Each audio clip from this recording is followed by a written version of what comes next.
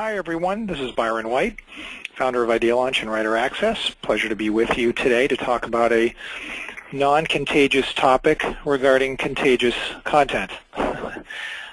If this is a great presentation, perhaps it will be contagious. I'm here with Ardath Albee. Ardath, welcome. Are you there? I am. I was muted. I'm sorry. Hi, Byron. Okay. Hi, everyone. Nice to be here today. Thanks very much for joining us today. We're excited for your arrival and to dive into this topic with us. And I'm going to go over a couple of ground rules for everybody. Then we're going to dive into a presentation first by myself, which will last about 15 or so minutes, and then we'll turn things over to Ardath and her part of the presentation. So we're very excited to get going and get started. So let's do it. A couple of quick ground rules. We love people asking questions, so that would be great if you could use your side panel to ask us questions throughout the presentation. I'll answer some of the questions when I'm finished with my presentation, sending you some quick notes back, but we'll also give you a chance to, I'll monitor some of the questions and ask as many as you'd like to regarding my presentation or Ardath, so please ask lots of questions. Next, we love getting tweets. We love hearing any feedback from you on the presentation. It really helps our archive. We put a lot of hard work into this, so please tweet us back. I'll be giving you our Twitter addresses, handles in just a few minutes. So thank you for sharing some feedback. It motivates us and really helps us, so thanks for that. Next, everyone will be getting a link both to the recording and a download of both my book and a couple of chapters of Ardath's book as well, and a link to do that on her website. So you'll be getting an email of that. This is being recorded. So all will be well with regards to the recording and a link to it. You'll be getting that. And finally, please laugh as much as possible. Laughing is a sign that the presentation is going well. I wish I could hear you laughing, but I'll be looking for your laughs and try to design presentations that have at least some element of humor, which ironically we'll be talking about today. So without further ado, that's sort of who we are. Here's our quick Twitter addresses on how to get a hold of us. Feel free to start the tweets happening whenever you can. But let's dive in. I'm going to just buzz through very quickly here what is content marketing and guide you through that process. Then we're going to talk a little bit, I'm going to talk a little bit about why we share. It's kind of the pivotal part of, I think, today's presentation is understanding why we share. And there's a great study that I'm going to tune you into that I think is a fabulous summary of better understanding that, and then I'm going to share some content, some contagious content ideas, or some ideas certainly on how to create content that gets shared. So without further ado, let's do our sprint through what is content marketing, which I do on this 39th webinar that we have here. Certainly it's the art of listening to your customers' wants and needs. We can do that in some pretty good ways, although, as I like saying, I think that the listening aspect of those needs has got to change. We need to do a better job of understanding what people want and what they need, and certainly chiming into their social media activity helps us understand our customers a little bit better, so we're getting more intelligent with that.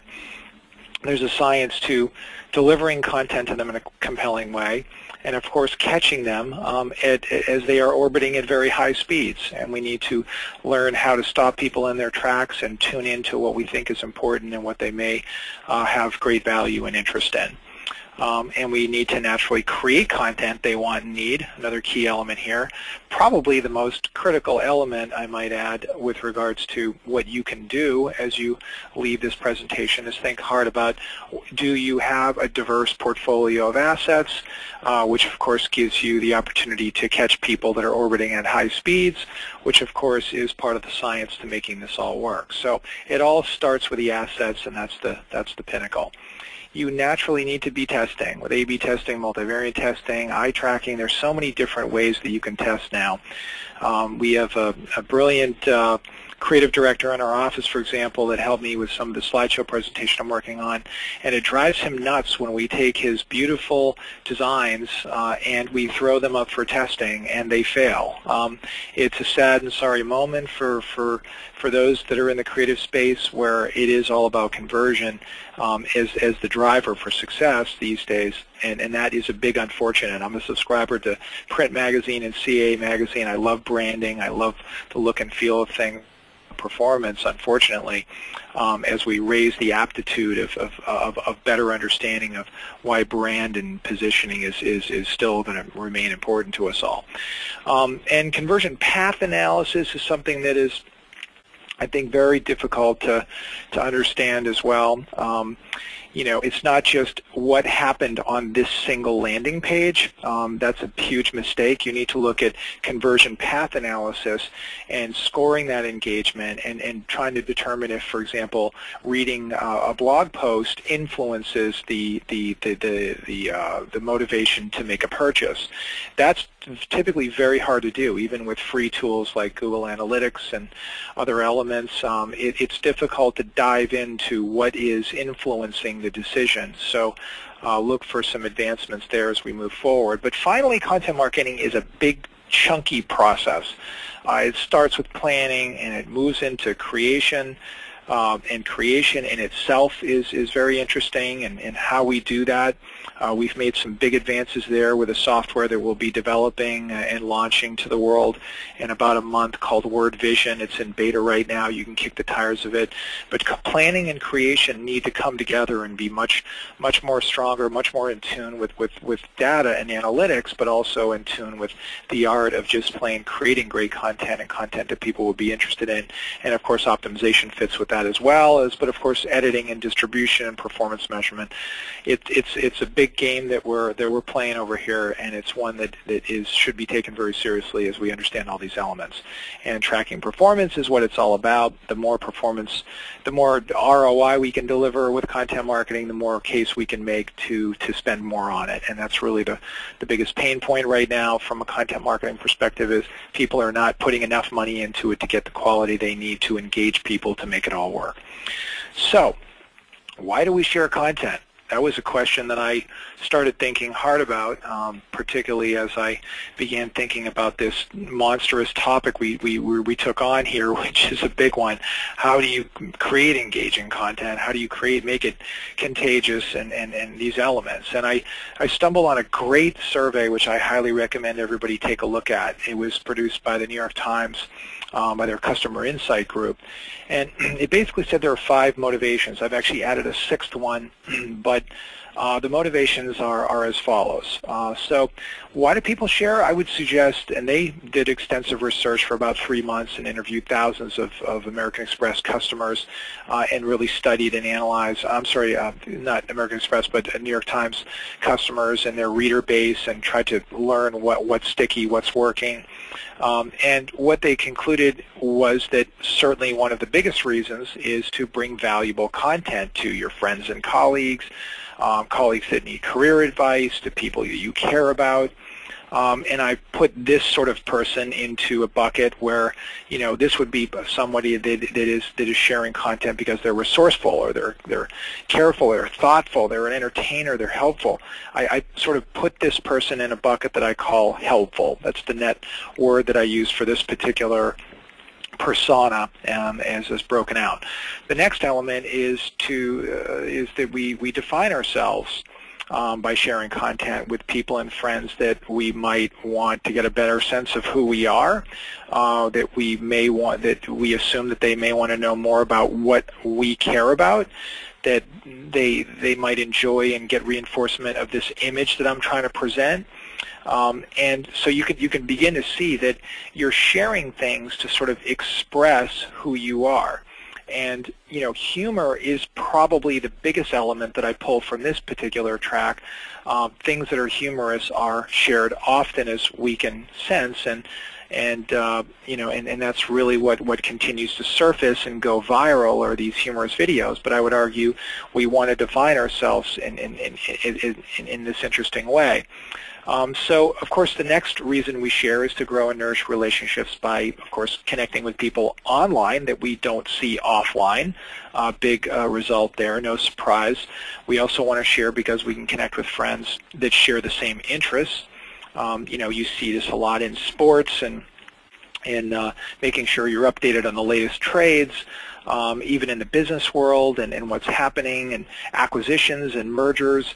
We're constantly trying to strengthen our relationships with other people by sharing information to them that they will without a doubt find relevant. They may have already heard it before, but the fact that you're sharing it and making sure they're in tune is helping to nourish the relationship. Number 4 is we share to get the word out about causes and brands. And brands is integral to this whole process. It's not just causes. We're seeing more and more now people adopting brand positions and not brands that are selling things, but brands that are showcasing really good information and good knowledge as a gateway to sharing and to bringing that contagious element to the content. So what are you certainly getting the word out about? You support something, you want to share something that you care about. You want to motivate others to try a product maybe or a service that you like. You want to basically move forward as in any way you can to get the word about things that you believe in. Next, this concept of self-fulfillment. You're sharing because you want to feel more involved in the world and to show people that you're involved in the world. That you want to boost your ego with comments on things that you're sharing. That's a huge reason that people share. When they get feedback on people, from their friends and their fans, it's a big ego boost for them, and it shows they're relevant and they're pushing out things that people are liking and reacting to. And of course, you want to establish self-value with your own friends, and you want to feel self-worth by helping people. So these are some of the dynamics that are very important. And I would argue, number 6, there's just plain an addiction with sharing.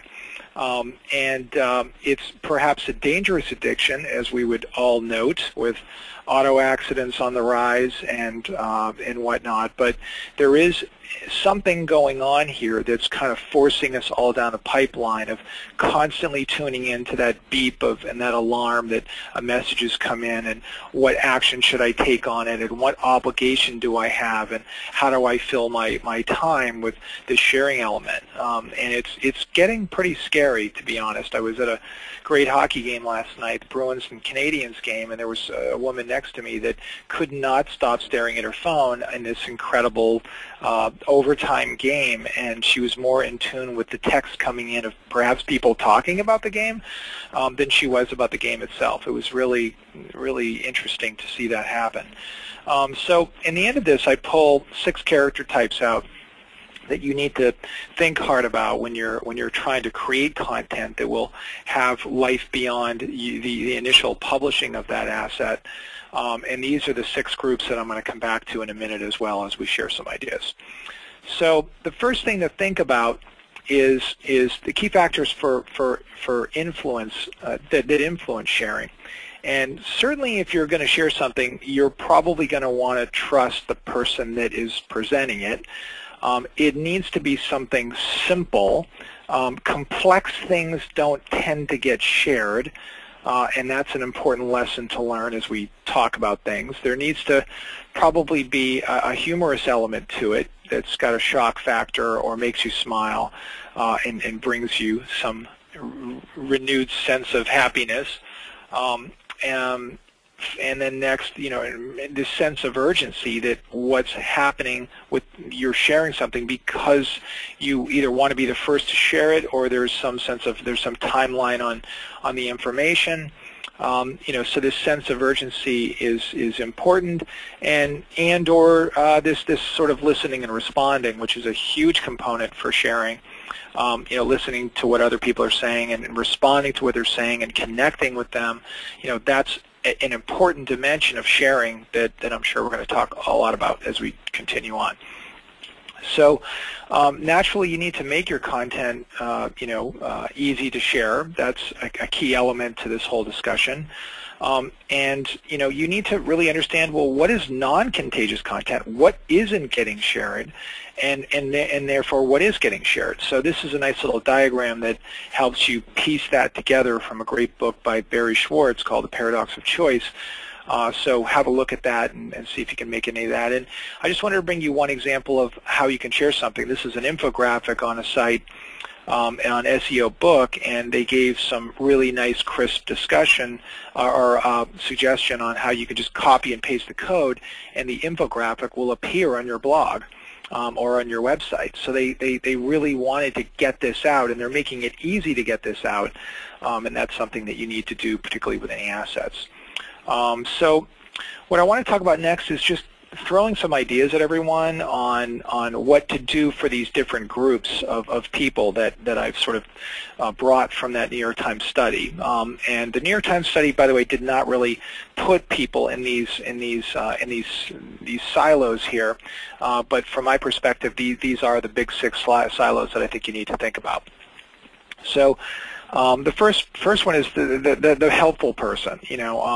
So they're going to be attracted to resource centers or ebooks, or in the case study here, my 101 Content Marketing Tips book is the cover of a book that you're all going to be getting a copy of. It's actually a paperback book available in every major bookstore. Feel free to buy it, but I'm going to give it to you for free. But people that are helpful will want to share this with other people, and it will be a statement of, hey, I have a free book. I'd like to share this with you on content marketing. Our company's embracing that. So you need to design things that will help this person fulfill his role as to why he shares. Next is humorous. Humor is tricky and can often be forced, but when you see it and it works, you can see why it spreads. I was just on Facebook this morning, and somebody I knew published this. They're probably a cat person. We seem to have cat people and dog people in the world. It can be very dangerous to be choosing one of those two camps. I was reading an interesting analysis of people that put cats on their dating sites, and it was suggesting that you should never, under any circumstances, put a cat up as your picture, or you with the cat, because you'll immediately alienate like 50 or 60% of the people that may have interest in learning more about you. So humor is tricky, but humor is making the mainstream of pop culture, and it's something we need to embrace if we're going to think about trying to get our content to become more contagious. There's a nurturing element, which I think is key. This is a Joe Paluzzi, one of our spiritual leaders of content marketing, shall we say. I've known Joe for a long time and love the work he's doing over at the Content Marketing Institute. But here's a good example of Joe, nurturing people in the industry and drawing some attention to 20 amazing women who are rocking content marketing, and a post that you can find over the Content Marketing Institute. So these are the types of things where it's not just pushing out the content, it's how you present your position on that content. And Joe's done a great job here of presenting something that isn't just hey, everybody go read this, trying to sell people on this great post. It's like, he's talking sincerely about these women and their contributions in a great summary form. So certainly we're all cause-driven. You can't help but find literally Facebook tuning in and chiming in to news stories. This one, of course, is super hot right now at the Supreme Court level. We won't have a decision on that until June, but as you can imagine, Facebook is pouring out opinions and thoughts, and people are rallying around different sides of this particular issue. But there's a lot of creative ideas that you can tap into for these people that are going to take action on something that you might be able to start up and spread around. And of course, being plugged in. We all, particularly in our business lives, want to feel plugged in. We want to feel like we understand the conversations happening in the marketplace and we're listening to them, which means we need to publish about them. We need to create content, and that content, because it's coming from you, the authority, will get spread around. Killer new tools will be discussed and will be spread around. Same with posts and any industry news, or even things about your own business, record sales, or incredible employees. We need to be plugged into our business, into our industry, and we need to get that information out to our fans and our followers. And finally, for the addict out there, you can actually learn the most popular times that people are tweeting and making Facebook posts. And it's sad to learn that Facebook, on a daily basis, 1 p.m. to 4 p.m., prime work time for those of us that are employers that have employees, 1 p.m. to 4 p.m. time is Facebook time, apparently. That's when the most posts are coming out. Whereas, Wednesdays 3 p.m. is best during the week, and on Tumblr after 4 p.m. is kind of interesting, and peak times on Tumblr are 7 p.m. to 10 p.m.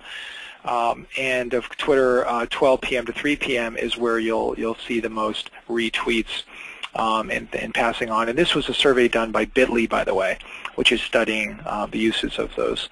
They're a good angle on it. So. That's really all I wanted to talk about today.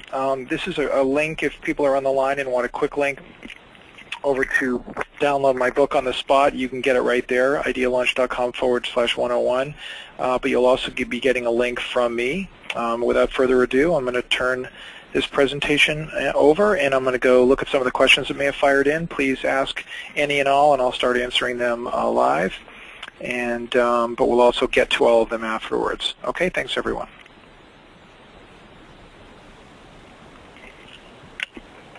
Thank you, Byron. Sure. So hi, everybody, and thanks for joining in today. I thought a lot of the things that Byron had to say were very interesting, and what I'm going to do now is talk to you about how you think about creating contagious content and what needs to go into that. Just a couple of things about me. Anybody who knows me knows that I'm absolutely obsessed with contagious content platforms and creating eMarketing strategies that help B2B companies turn prospects into sales opportunities and buyers. And one of my core foundational beliefs is that personas are a must, just as Byron went over the different kinds of sharers.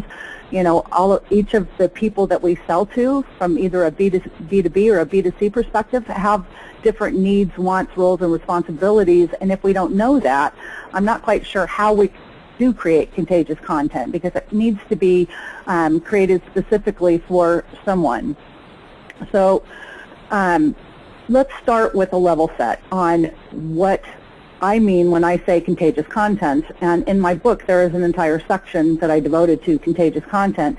And for me, contagious content is content that speaks directly to your target audiences, right, and engages them, because to them it's as if it was written just for them, because it's so tuned into what's relevant for them and what they care about.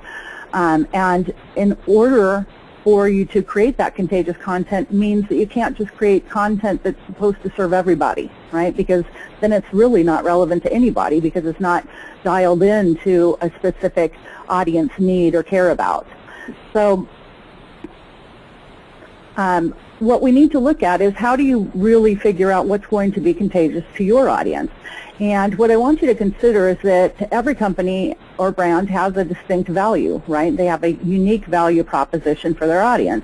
And where you find that value is really where your company's strengths intersect with customer needs. And that's when you find that sweet spot, that is when you're at your most relevant. And, as simple as you make that, it's as relevant as sunshine is to sunglasses, right? It needs to be that clear and that simple, and it needs to take that little of an amount of effort for them to get it, right, for them to relate to it. So what you really want to think about is, where does that happen for you, right? What is the strength that your company has that your customers really care about and that helps them meet their needs? And so when you start thinking about this need to develop contagious content, the first thing you need to realize is that everybody you're trying to interact with, that you're trying to engage with their content, has a status quo, right? They're all busy, they're overworked, each one of them is pushing their own rock up the mountain, if you will, trying to get to the goals that they're responsible for achieving for their companies.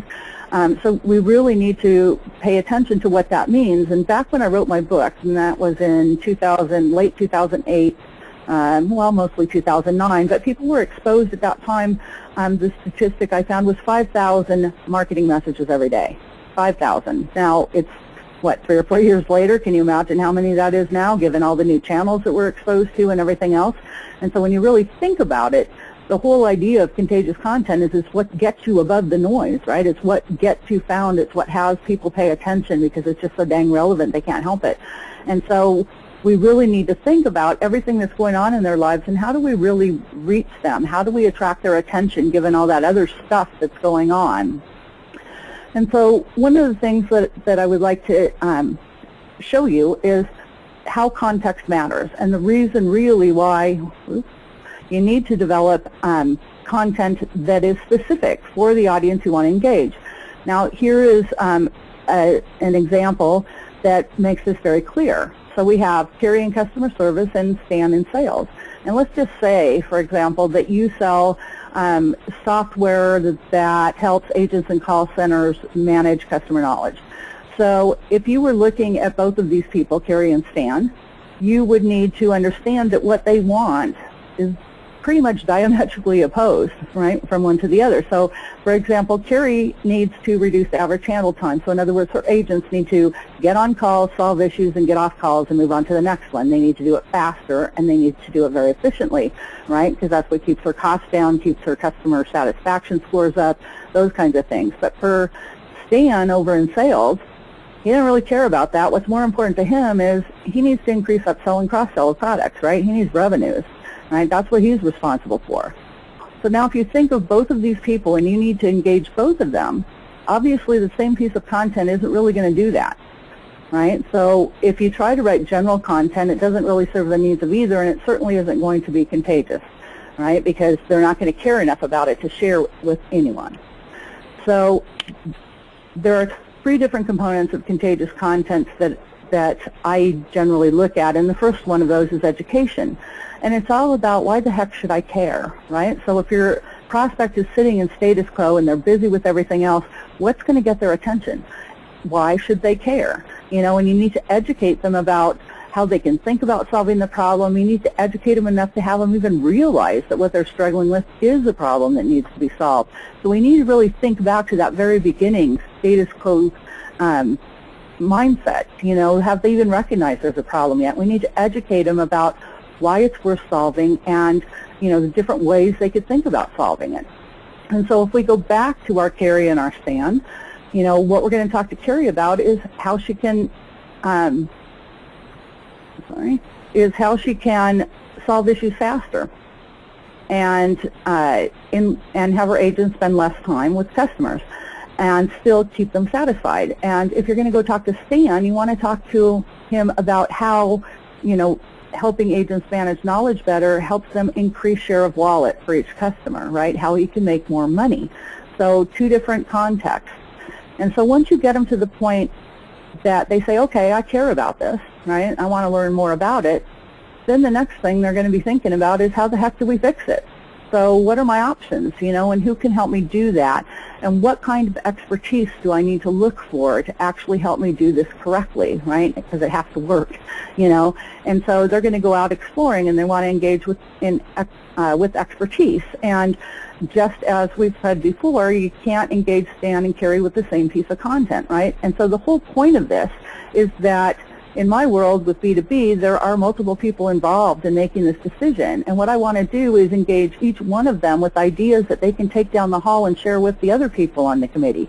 So in essence, for me, contagious content gives me that ability to insert my ideas into the conversation, right, by having them share them with each other. And in that way, my company's ideas are guiding that conversation so that the logical outcome is going to be they're going to look to us to help them solve the problem. So, you know, what we need to look at is with Carrie, how does our expertise help her get that 360-degree view of the customer that she needs to have in order to empower her agents? You know, and for Stan, it's, okay, how are we going to get that increased share of wallet? Oh, your software will help us match appropriate relevant offers to each customer. The agents can see that, and it will also put bundles together that make sense that we can offer. Okay, that works for Stan. may not make a lot of sense to Carrie because from her perspective, she's going to be thinking, okay, but that's going to take more time, right? So we've got to always keep in mind what the context is for each person we're developing content for. And then once they've evaluated expertise, they want to know why the heck they should believe you, right? And so we need to be prepared to offer evidence, right? We need to be prepared to show them just exactly that we deliver what we promise, right? So that's where you get into use cases, that's where you get into, you know, analyst recommendations, different things like that, but evidence that you actually deliver what you promise. And so in Carrie's case, we're going to give her a use case that focuses on agent efficiency, and in Stan's case, we're going to give him a use case that focuses on revenue growth. And that way we've really dialed in. And so what I want you to get as we've looked at these parallel stories is that they are actually a story, right? So that each step of the way you are building this story and pulling these people along with you, right, as they buy into each next step so that they're actually making progress across their buying experience with you, and you're in alignment each step of the way. Which brings us to, you know, the real crux of contagious content, which is story. And, you know, as it says on the slide, story is a narrative meant to inform, educate, or entertain. And really, for some reason in business, when we think about stories, we just don't make that correlation that is appropriate in business, you know, because, you know, a lot of times what we think about when we think about stories is our executive on a stage at a conference sharing anecdotes and talking about customers and things like that. But story is actually meant, or it can be used to encompass the entire brand story that you're sharing, and it can be personalized to speak to each segment of your audience appropriately. So what I see a lot is that, and we're going to talk about how to put a whole story together, but what I see a lot with companies is they have a lot of the early stage content, right? They've created a lot of content about education, about, you know, what the problems are, you know, that their products solve, and then they kind of jump the middle, and they've got a lot of end stage content. So they've got the data sheets, and they've got case studies, and they've got, you know, product brochures and things like that. But it's kind of just like in this cartoon, then a miracle occurs in the middle, so they're not connecting the dots all the way across, you know, and as writers we call that the sagging middle of the story, right? So if you think about a story, you think about there's always a goal for the lead character or the hero at the beginning. So let's just say, you know, boy meets girl, boy at the beginning, and you know what the end's going to be, right? Boy gets girl, but what happens in the middle, all that messy stuff, getting from that one, the beginning point to the end point, is kind of an afterthought. You know, we don't really connect the dots for our customers. We just expect that if we put it out there and say, you know, here's a problem that needs to be solved, and hey, here's the product that does it, that they're going to make that logical connection. And then that's not so. We need to really beef up the middle and help them make progress all the way through that story that's, you know, written just for them, right? And so if you look at most companies today, this is an example of the story that companies tell. And it's one of the things that we really need to see changed because it's all about the company, right? So in the beginning of the story, you know, the company starts out by saying, hey, you need our products, and hey, we're the leading provider. I mean, if I ever see a company that doesn't say they're the leading provider, it's kind of a shocker, you know, because everybody's a leading provider these days. And this really bugs me, sorry, end of rant. But anyway, so they start off talking about their products, and they say they're the leading provider, you know, look at us. And then they want you to look at their product features, right, all 87 gazillion of them. And, you know, and then once you do, companies get all excited and they say, wow, you looked. You certainly must want to buy, you know, and then, oh, look at our awards. Really, we're a great company. And then when nothing happens, you know, when it gets towards the end of the quarter, the sales team starts getting a little nervous, and they start saying, hey, you know, you're going to fail if you don't buy our stuff. You know, you really need to make this change. And when that doesn't work, when that fear, uncertainty, and doubt that they insert into the situation doesn't work, then they start saying, hey, we can beat that price. You know, let's discount the tool. You really need to have this. Right? And so this is some version of this story is generally what's in or going on with many companies today. But here's the story you need to be telling, right? This is where you start getting to that contagious content point. You need to tell your buyer's story, okay? So look at how the buyer experience needs to be. So the buyer who becomes aware of a problem, right, and then once they're aware of it, the pain starts to escalate. It really starts bugging them. Think water drip torture, right? So once you're aware of something, then you can't stop thinking about it, right? So it becomes bad enough that they begin to seek resolution. And here's where the sagging middle needs to be held up, right? They start seeking resolution, they start looking for options, and they encounter obstacles along the way. You know, whether what they think might work turns out not to work, whether it's getting budget, whether there's a naysayer in the company that's trying to stop them from solving the problem in a particular manner, whatever it is, they run into these obstacles, right, that they have to continue to overcome. And eventually they find someone with the expertise to help them figure all this out, right, and that's you. And you help them overcome their challenges. They end up solving the problem, and they end up being a hero at their company because they did it, right? So isn't that a much more compelling story? That's a story that your buyer can get invested in, right, because it's all about them, and that's what people really care about. So when you're constructing your story and you're thinking about how to put everything together, there are 3 particular rules that must always be there. And the first one, of course, is your buyer as a hero. And the villain, right, there's always conflict in a story. There's something that gets in the way. The villain in this case is the problem that your buyer is trying to solve, right? Because as long as it's a problem, it's still the villain of the story. It's keeping the hero from achieving a goal. You know, once it's gone, your story's over. So you have to think about, how does the villain play across this?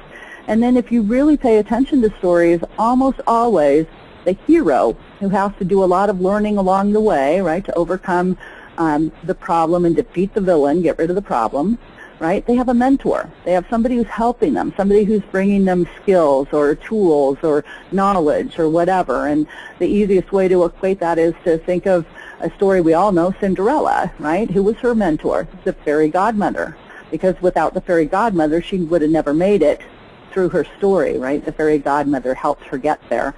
And so we need to think about these 3 key rules and how we design our content around them. And if we can incorporate them and think about the whole thing as a story your buyer is experiencing, we can create much more compelling content than if we were to switch out villain and insert product. How boring is that, right? There is no story there.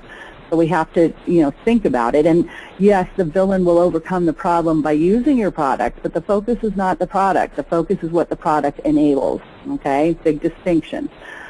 So once we've decided on what story we need to tell and share, then we need to think about, how do we orchestrate the story? How do we develop the story over time with our buyers, you know, and having them follow along and stay engaged and that kind of thing. And then the biggest challenge these days is, of course, which Byron touched on, is all the different channels, right? All the different ways that they could interact with you.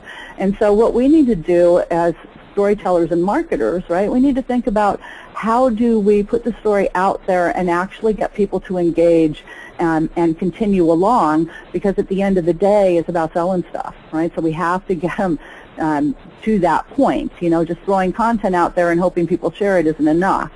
So on this particular slide, I've kind of put together, mocked up a story distribution type strategy that could be a possible scenario. So let's just go through it. So let's say a buyer clicks a link in a tweet that you share, and they land on a featured article on your website, right? And they think, well, this is pretty interesting, and then they notice that it's also pointing to a white paper on the same topic. And so they click to download the white paper, and they download it, and they read it, and within the white paper is embedded a hyperlink to a blog post that expands on a particular topic that was covered in your white paper. So they click on the link to the blog post, they read the blog post, they think, yeah, this blog's pretty good. So they subscribe to your RSS feed, and they think, you know, I want to share this with my colleagues, my network. So I'm going to tweet a link to this post because I think it's important for them to know about. So a few days later, the RSS feed delivers a webinar on a related topic into his stream, and he sees that and he thinks, yeah, these people know what they're talking about. I want to attend the webinar. So he signs up to attend the webinar, and he actually goes to the webinar, And at the end, he asks a great question, which tells you that he's really ready to have a conversation. So you follow up with the person and answer the question, and now you're in conversation that has a potential to go somewhere.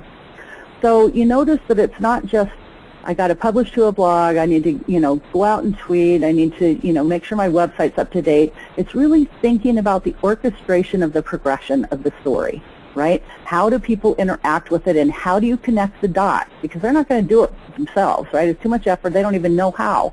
So you have to do it for them. You're the mentor in this, remember? So you have to construct the pieces of the story that help them engage. And a lot of this, as Byron talked about A/B testing and other things, we're going to do some trial and error. We're not always going to be right. But the point is that we have to start working at it and trying it and then making the tweaks that really have it come together. And so finally, what I want to point out to you about contagious content is that we need to really think about leading with fresh thinking, okay? So on the right side of the screen is our workhorse content, right? That's our common knowledge, right? We all have it. It's table stakes. You need to have stuff on best practices, standards, things that are just get you, show that you belong to the industry, that you're an upstanding member of the industry. And a lot of this stuff is kind of shallow and safe. It doesn't dig real deep, but it's the kind of stuff that we all need, right, to have. But what we really need, if we start thinking about it, is unique ideas, right? We need to be different, and that's, remember back about the second slide where I showed you the, the intersection of company strengths and customer needs. We need to really start thinking about what are the unique spins we can put on the trends that we see happening in the industries that we serve. Whoops. Sorry, I got a little ahead of myself. How can we dive more in depth into a topic that our prospects and customers care about? How can we look towards the future? What do we see coming, and how are we helping our customers prepare for that? We need fresh ideas. There's a statistic out there from IDG that says that 73% of the IT executive buyers that they interviewed, what they're looking for, number one thing, ideas that they can share with their colleagues, that they can take into conversation, so how they can expand their thinking. And if we're only publishing the common knowledge stuff, we don't have a shot at being involved in those conversations. We don't have a shot at having, our prospects really find our ideas as something that they need to take into those hallway conversations or conversations over lunch with colleagues or what have you. We really need to give them something new and different, because, if you go out and do a Google search on almost any idea in marketing today, you're going to see 97 posts, 10 best tips for that, 7 ways how to do this, and they're basically regurgitating the same things in different ways over and over and over.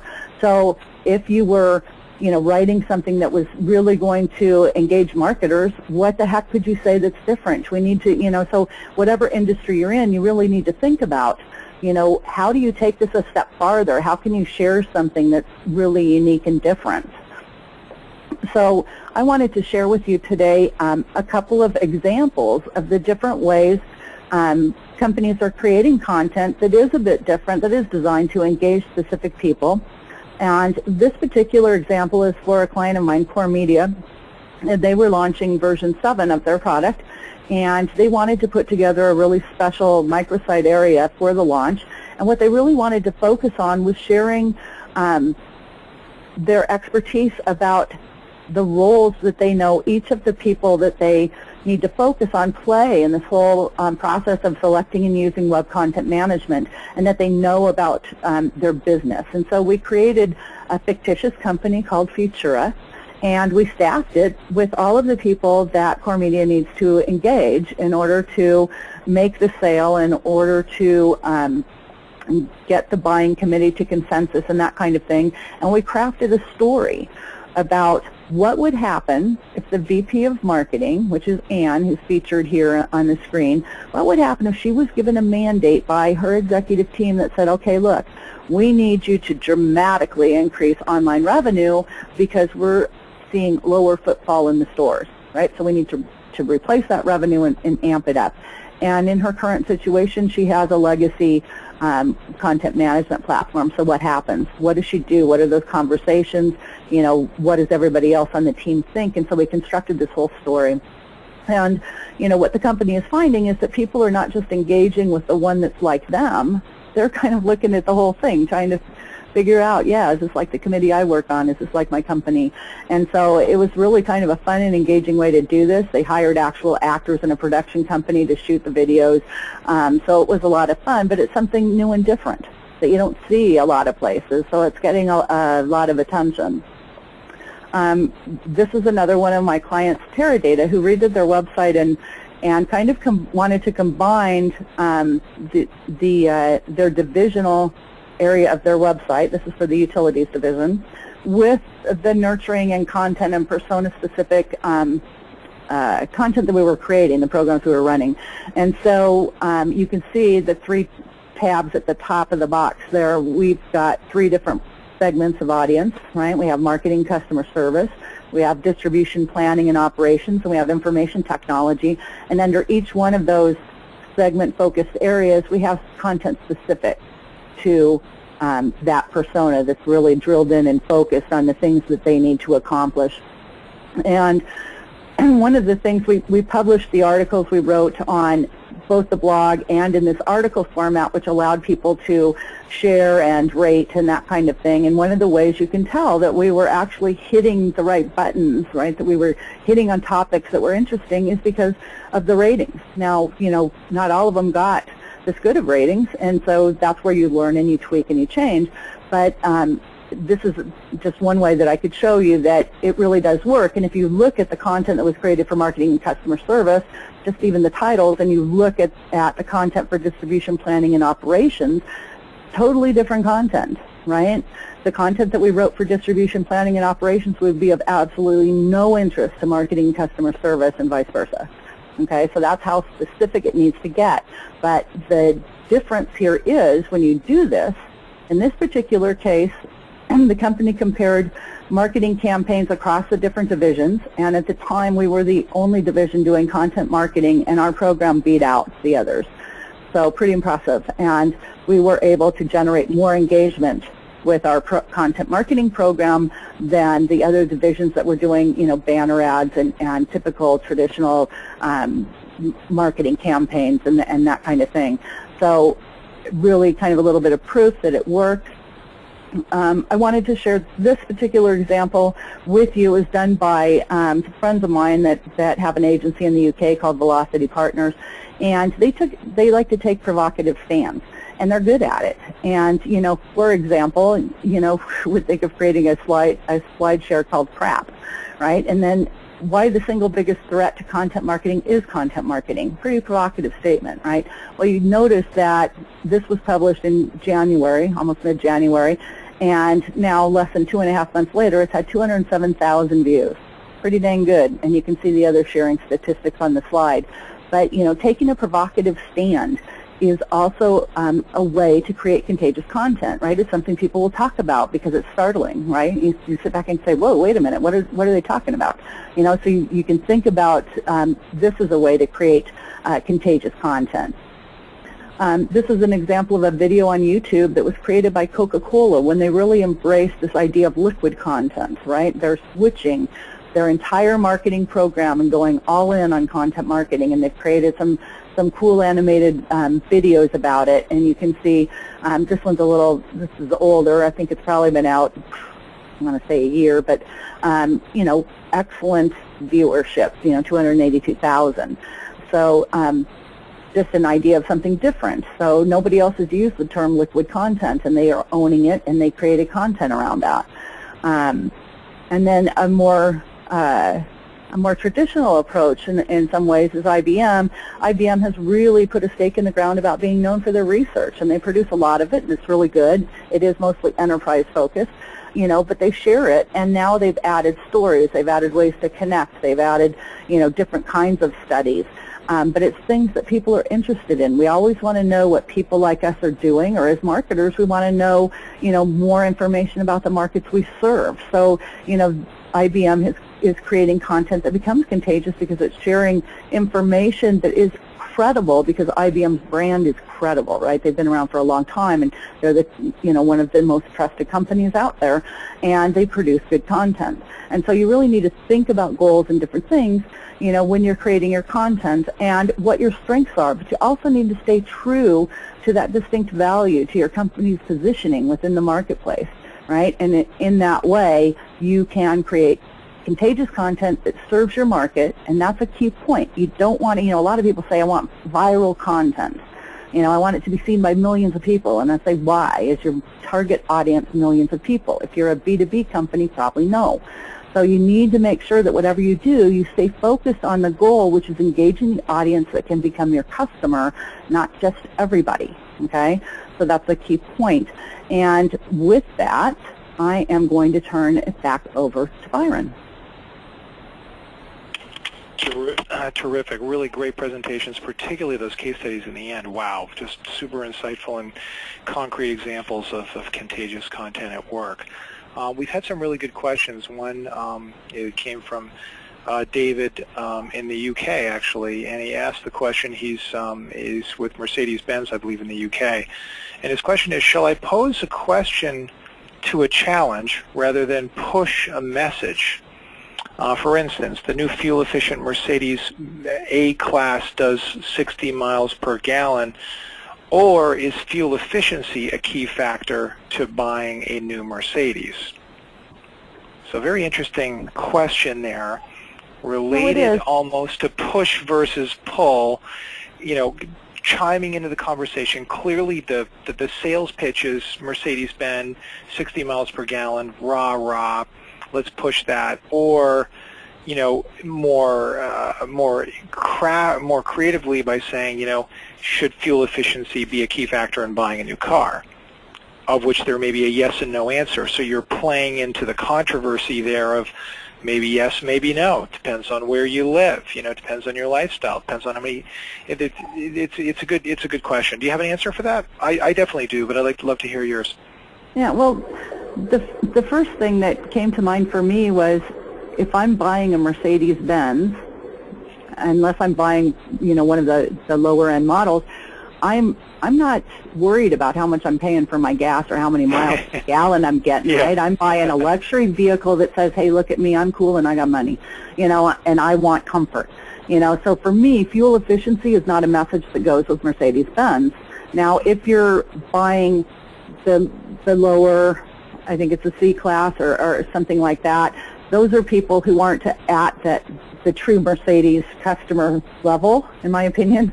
And so those people want to look cool and have the luxury, but they're also still probably influenced by 60 miles per gallon, right? So I think there's a difference there. So for me, with a luxury brand, I don't think efficiency is a message that's compelling. At least here's some cool ideas around this topic. So my first point is, no one wants to be sold to. Okay? Mm-hmm. If you look at any of this content that's contagious and viral and spreading, a tiny fraction of it has even a hint or a dose of selling.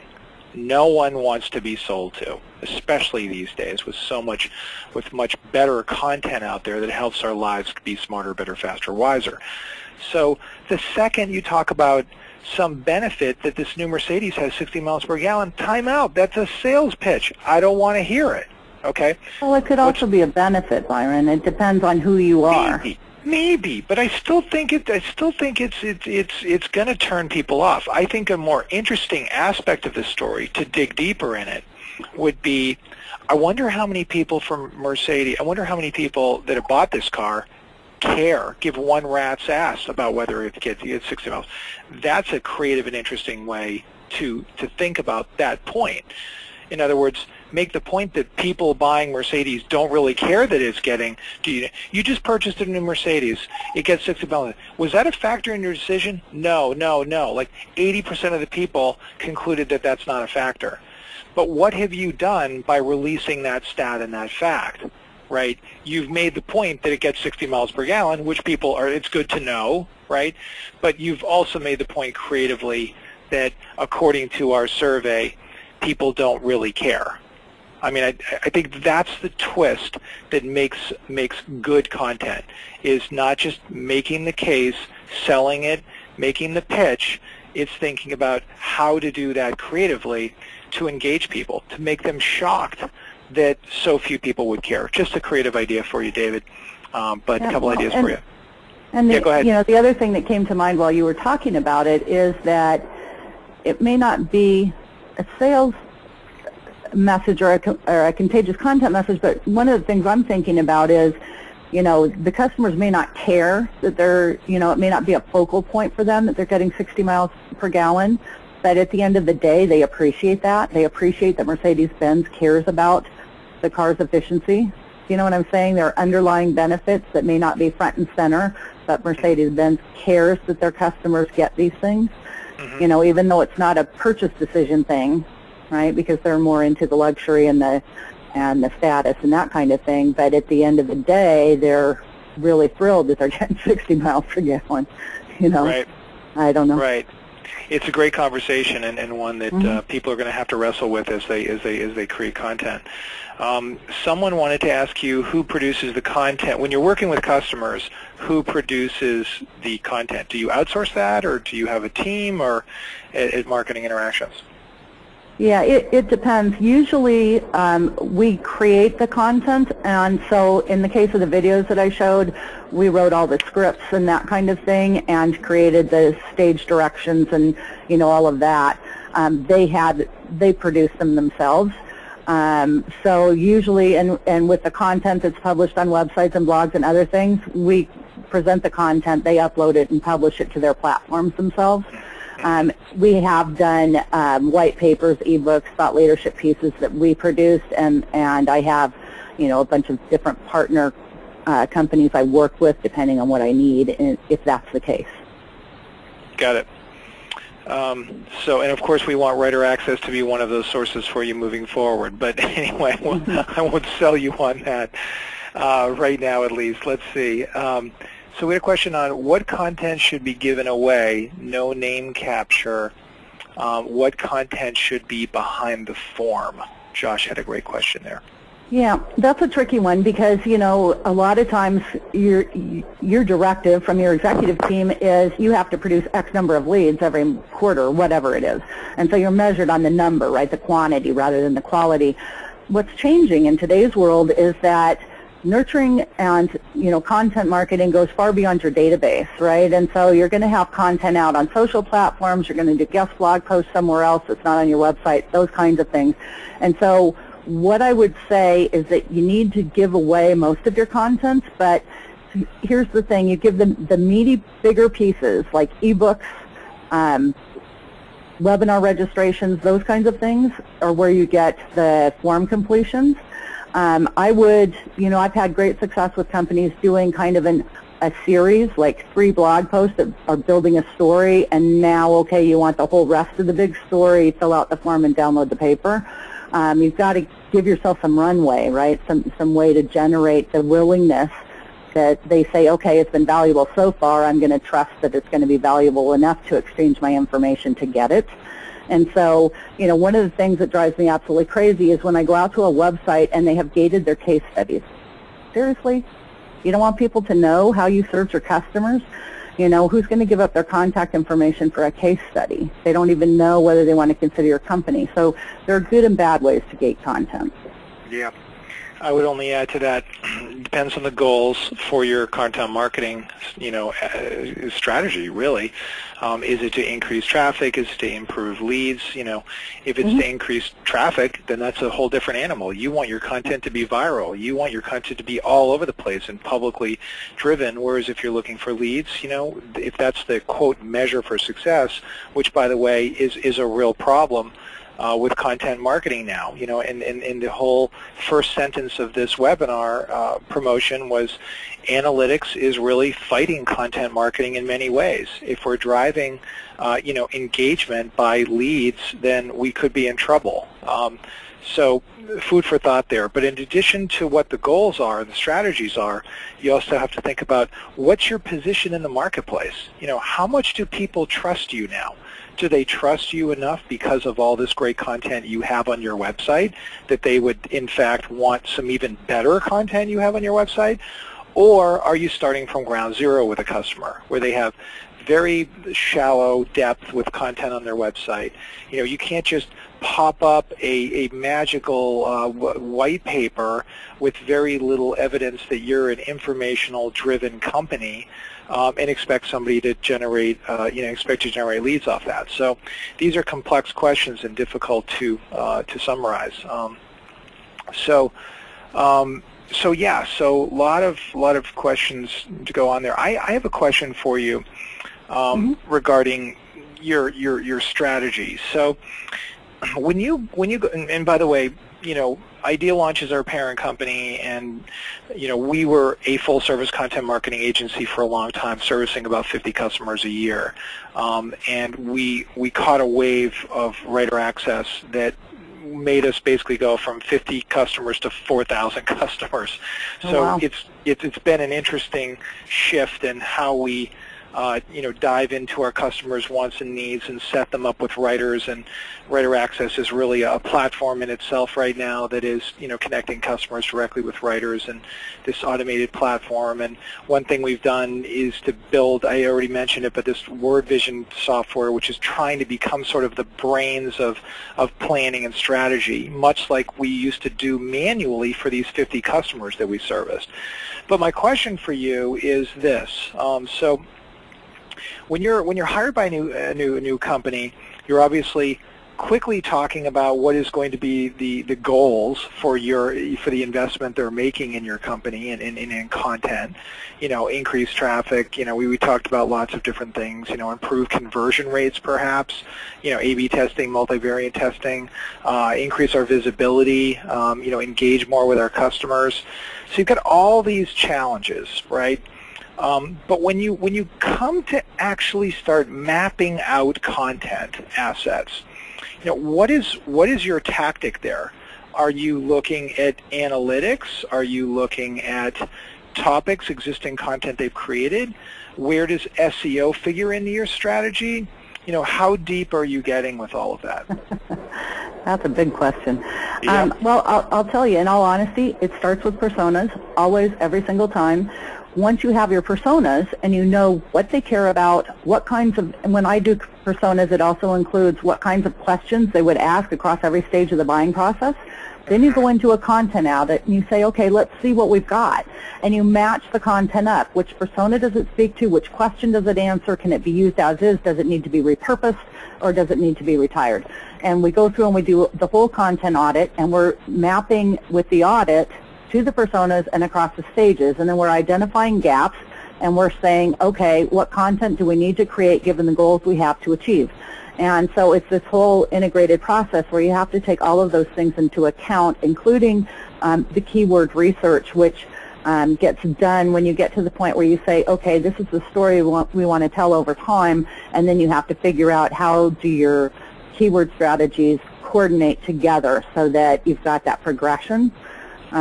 So it all works together, but it has to be backed into the personas. If it's not telling a story that's relevant to a specific persona, it's not going to work. So quite often we've got 3 to 5 different tracks that we're building at the same time. Yeah. My pal Brian Eisenberg would be thrilled with your answer there. And by the way, that was one of the tightest, most succinct answers to one of the most complex problems I could throw at you. But I love the mapping element of it.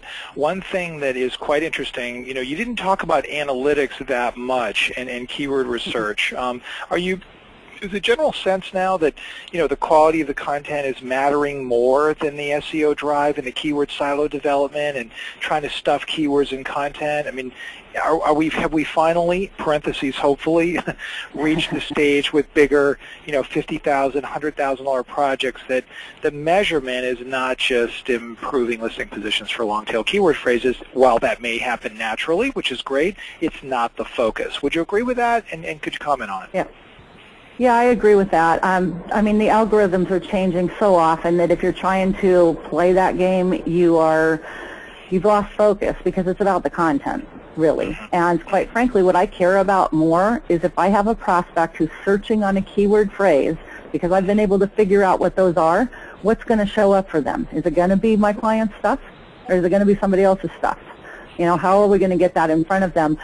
Other than SEO, what are the other ways that they're going to be able to find it where they frequent, right? So getting found is a huge challenge, especially with more channels coming along. The thing for me with analytics is that we have to get beyond opens and clicks and followers and this stuff that means like absolutely nothing. You know, we've got to start, for me, analytics is about looking at engagement and progress. You know, and there's all these different conversions that happen across the course of a B2B buying process. And how does each one of them, each small decision to take the next step impact their ability to take the one after that? And so, you know, marketing automation helps a lot with that. But for me, analytics are, you know, quite a different animal. And if the only thing my client can share with me is opens, clicks, and unsubscribes and that kind of stuff, then it's really hard to orchestrate an end-to-end buying process, right? Yes, well, we've spot on once again. Well, it's been great having you on the show. It has been a show here in the end, but on this month's webinar, Ardath, thank you so much for joining us. Thank you for having me. Thanks, everyone. Right on. Until next month, everyone, I hope you're a little smarter, better, faster, and wiser when it comes to contagious content. Tune in next month for another webinar, and thanks again for signing in. We'll see you all later. Thanks much.